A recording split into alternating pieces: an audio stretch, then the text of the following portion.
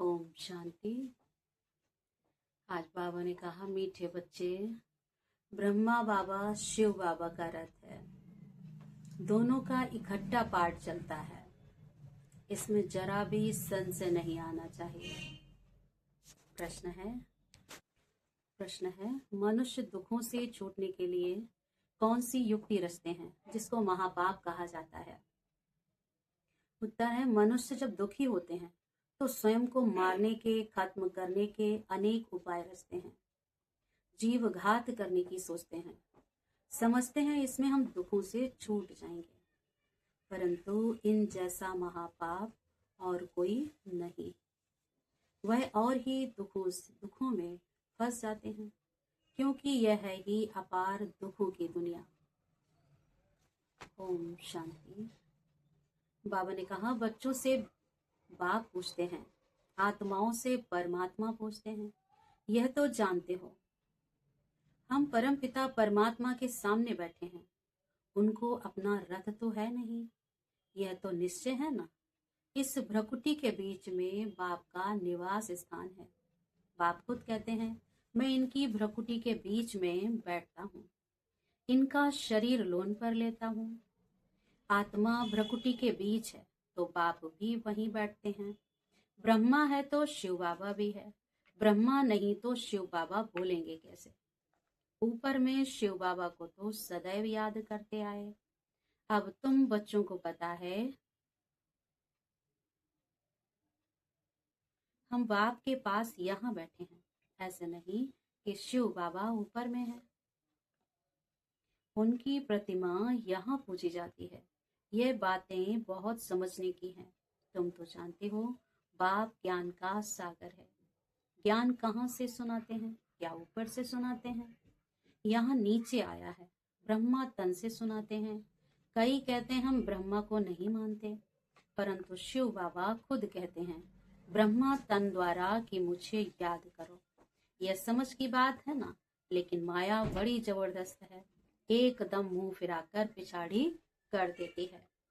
अब तुम्हारा कांध शिव बाबा ने सामने किया है, सम्मुख बैठे हो, फिर जो ऐसे समझते हैं ब्रह्मा तो कुछ नहीं, उनकी क्या गति होगी, दुर्गति को पा लेते हैं। कुछ भी ज्ञान नहीं। मनुष्य पुकारते भी हैं, ओ गॉड फादर, फिर वह गॉड फादर सुनता है क्या? उनको कहते हैं ना, लिबरेटर आओ, या वहां बैठे लिबरेट करेंगे। कल्प कल्प पुरुषोत्तम संगम युग पर ही बाप आते हैं। जिसमें आते हैं उनको ही अगर उड़ा दें तो क्या कहेंगे? नंबर 1 तमो प्रधान। निश्चय होते हुए भी माया एकदम मुंह फेर देती है। इतना उसमें बल है जो एकदम बर्थ ना टेपेनी बना देती है। ऐसे भी कोई ना कोई सेंटर्स पर है। इसलिए बाप कहते हैं, खबरदार रहना। भल किसको सुनाते भी रहे सुनी हुई बातें, परंतु वह जैसे पंडित मिसल हो जाते। जैसे बाबा पंडित की कहानी बताते हैं ना, उसने कहा राम राम कहने से नदी पार हो जाओगे। यह भी एक कहानी बनाई हुई है। इस समय तुम बाप की याद से विषय सागर से क्षीर सागर में जाते हो ना। उन्होंने भक्ति मार्ग में ढेर कथाएं बना दी हैं। ऐसी बातें तो होती नहीं, यह एक कहानी बनी हुई है। पंडित औरों को कहता था, खुद बिल्कुल चट खाते में, खुद विकारों में जाते रहना और दूसरों को कहना निर्विकारी बनो। उनको क्या असर होगा? ऐसे भी ब्रह्मा कुमार कुमारियां हैं, खुद निश्चय में नहीं, दूसरों को सुनाते रहते हैं। इसलिए कहाँ कहाँ सुनाने वाले से भी सुनने वाले तीखे चले जाते हैं। जो बहुतों की सेवा करते हैं वह जरूर प्यारे तो लगते हैं ना। पंडित झूठा निकल पड़े तो उनको कौन प्यार करेंगे? फिर प्यार उन पर चला जाएगा जो प्रैक्टिकल में याद करते हैं। अच्छे अच्छे महारथियों को भी माया हप कर लेती है। बहुत हप हो गए। बाबा भी समझाते हैं, अभी कर्मातीत अवस्था नहीं हुई है। एक तरफ लड़ाई होगी, दूसरे तरफ कर्मातीत अवस्था होगी। पूरा कनेक्शन है। फिर लड़ाई पूरी हो जाने से ट्रांसफर हो जाएंगे। पहले रुद्रमाला बनती है। यह बातें और कोई नहीं जानते। तुम समझते हो विनाश सामने खड़ा है। अब तुम हो माइनॉरिटी, वह है मेजॉरिटी। तो तुमको कौन मानेगा? जब तुम्हारी वृद्धि हो जाएगी फिर तुम्हारे योग बल से बहुत खींच कर आएंगे। जितना तुमने कट जंक निकलती जाएगी उतना बल भरता जाएगा। ऐसे नहीं बाबा जान, इसमें अंतर्यामी की कोई बात नहीं। अभी तो कर्मातीत अवस्था हुई नहीं है। आसुरी बातचीत चलन आदि सब प्रसिद्ध हो जाते हैं। तुम्हें तो दैवी चलन बनानी है। देवताएं सर्वगुण संपन्न है ना। अब तुमको ऐसा बनना है। कहाँ वह असुर, कहाँ देवताएं, परंतु माया किसको भी छोड़ती नहीं है। छुई हुई बना देती है, एकदम मार डालती है। 5 सीढ़ी है ना, देह अभिमान आने से ही ऊपर से एकदम नीचे गिरते हैं। गिरा और मरा। आजकल अपने को मारने के लिए कैसे कैसे उपाय रचते हैं। 21 मंजिल से कूदते हैं तो एकदम खत्म हो जाए। ऐसा ना हो फिर हॉस्पिटल में पड़े रहे, दुख भोगते रहे। 5 मंजिल से गिरे और ना मरे तो कितना दुख भोगते रहेंगे। कोई अपने को आग लगाते हैं, अगर कोई उनको बचा लेते हैं तो उनको कितना दुख सहन करना पड़ता है। जल जाए तो आत्मा तो भाग जाएगी ना, इसलिए जीव घात करते हैं, शरीर को खत्म कर देते हैं। समझते हैं शरीर छोड़ने से दुखों से छूट जाएंगे, परंतु यह भी महापाप है और भी अधिक दुख भोगने पड़ते हैं, क्योंकि यह है ही अपार दुखों की दुनिया। वहां है अपार सुख। तुम बच्चे समझते हो अभी हम रिटर्न होते हैं, दुख धाम से सुख धाम में जाते हैं। अब बाप जो सुख धाम का मालिक बनाते हैं उनको याद करना है। इन द्वारा बाप समझाते हैं, चित्र भी है ना, ब्रह्मा द्वारा स्वर्ग की स्थापना। तुम कहते हो बाबा हम अनेक बार आपसे स्वर्ग का वर्षा लेने आए हैं। बाप भी संगम पर ही आते हैं, जबकि दुनिया को बदलना है तो बाप कहते हैं मैं आया हूँ तुम बच्चों को दुख से छुड़ाकर सुख की पावन दुनिया में ले जाने। बुलाते भी हैं, हे पतित पावन आओ। यह थोड़े ही समझते हैं कि हम महाकाल को बुलाते हैं कि हमको इस चीची दुनिया से घर ले चलो। जरूर बाबा आएगा, हम मरेंगे तब तो पीस होगी ना। शांति शांति करते रहते हैं। शांति तो है परम धाम में, परंतु इस दुनिया में शांति कैसे हो जब तक इतने ढेर मनुष्य हैं। सतयुग में सुख शांति थी, अभी कलयुग में अनेक धर्म हैं। वह जब खत्म हो तब एक धर्म की स्थापना हो, तब तो सुख शांति हो ना। हाहाकार के बाद ही फिर जय जयकार होगी। आगे चल देखना मौत का बाजार कितना गर्म होता है। विनाश जरूर होना है। एक धर्म की स्थापना बाप आकर कराते हैं, राजयोग भी सिखाते हैं, बाकी सब अनेक धर्म खल्लास हो जाएंगे।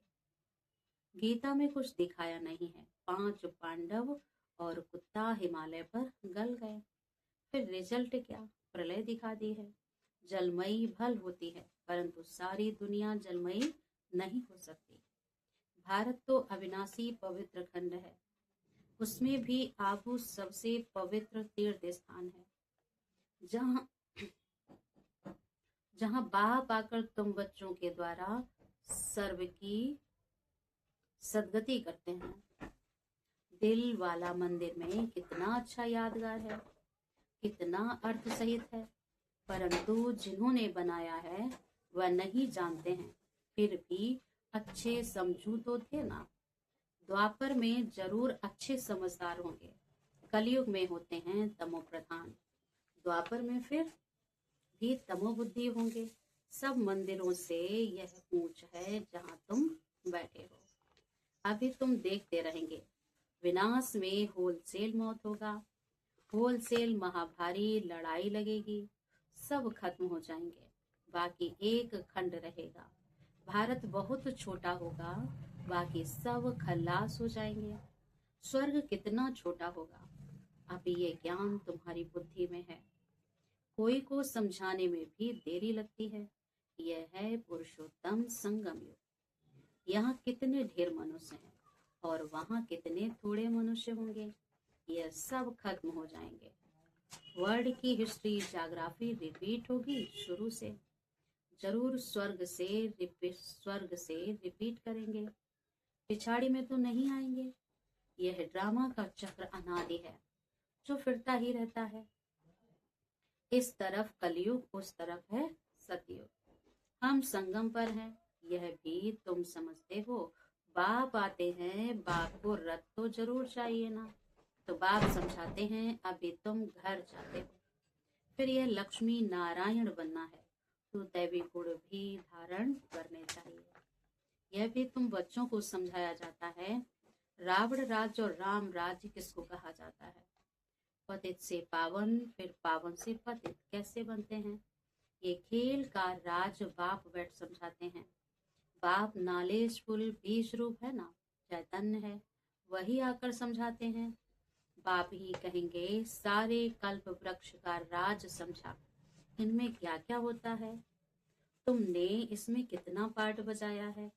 आधा कल्प है दैवी स्वराज, आधा कल्प है आसुरी राज्य। अच्छे अच्छे जो बच्चे हैं उन्हों को बुद्धि में नॉलेज रहती है। बाप आप समान बनाते हैं ना, टीचर्स में भी नंबरवार होते हैं। कई तो टीचर होकर भी फिर बिगड़ पड़ते हैं। बहुतों को सिखाकर फिर खुद खत्म हो गए। छोटे छोटे बच्चों में भिन्न भिन्न संस्कार वाले होते हैं। कोई तो देखो नंबर 1 शैतान, कोई फिर परिस्तान में जाने लायक। कई हैं जो ना ज्ञान उठाते ना अपनी चलन सुधारते, सबको दुख ही देते रहते हैं। यह भी शास्त्रों में दिखाया है कि असुर आकर छिप कर बैठते थे। असुर बन कितनी तकलीफ देते हैं। यह तो तब होता रहता है ऊंच से ऊंच बाप को ही स्वर्ग की स्थापना करने आना पड़ता है। माया भी बड़ी दुस्तर है। दान देते हैं फिर भी माया बुद्धि फिरा देती है। आधा को जरूर माया खाएगी, तब तो कहते हैं माया बड़ी दुस्तर है। आधा कल्प माया राज्य करती है तो जरूर इतनी पहलवान होगी ना। माया से हारने वाले की क्या हालत हो जाती है। अच्छा मीठे मीठे सिकील दे बच्चों प्रति माता पिता बाप दादा का याद प्यार और गुड मॉर्निंग। रूहानी बाप की रूहानी बच्चों को नमस्ते। हम सब रूहानी बच्चों की रूहानी बाप दादा को याद प्यार और गुड मॉर्निंग।